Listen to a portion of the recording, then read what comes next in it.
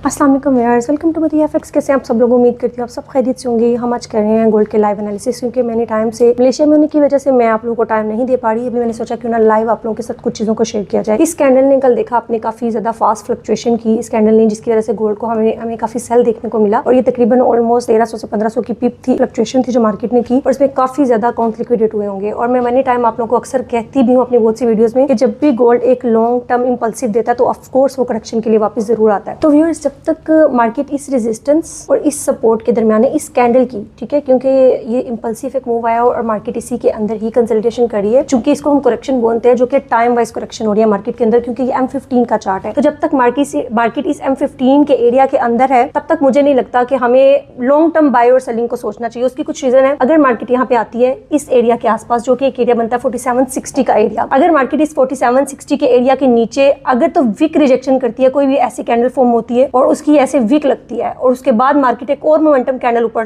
Close करती है, तब आप गोल्ड को बाय कर सकते हैं और लॉन्ग टर्म के लिए कर सकते हैं। उसका टारगेट क्या होगा? ये रेजिस्टेंस एरिया होगा पहला, ठीक है।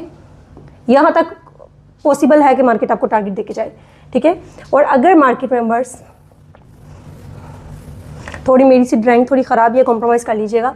अगर मार्केट इस एरिया के नीचे क्लोजिंग देती है, जो कि एक जोन बनता है 4760 का, और 4760 के एरिया के नीचे कोई कैंडल क्लोज होती है, तो मेरा टारगेट ये एरिया होगा 4694 का जोन। तब हम यहाँ से मार्केट को एक लॉन्ग टर्म के लिए हम बाय देख सकते हैं कुछ इस तरह, ठीक है।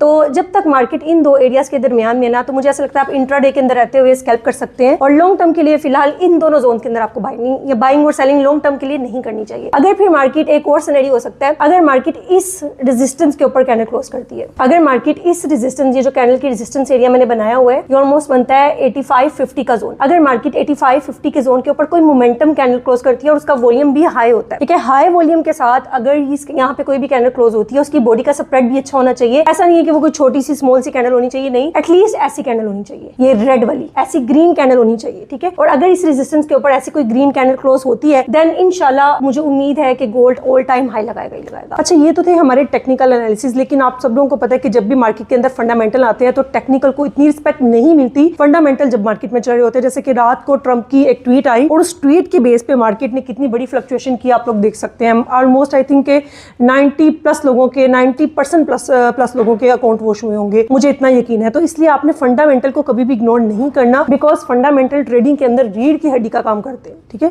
ये ट्रेडिंग की रीढ़ की हड्डी है, आपने ये समझना है। तो इसलिए फंडामेंटल को साथ जरूर लेके चलना है। विदाउट फंडामेंटल आपने टेक्निकल के ऊपर बिल्कुल भी वर्क नहीं करना। दोनों चीजों को कंबाइन करके फिर ही आपने वर्क करना है। Good luck.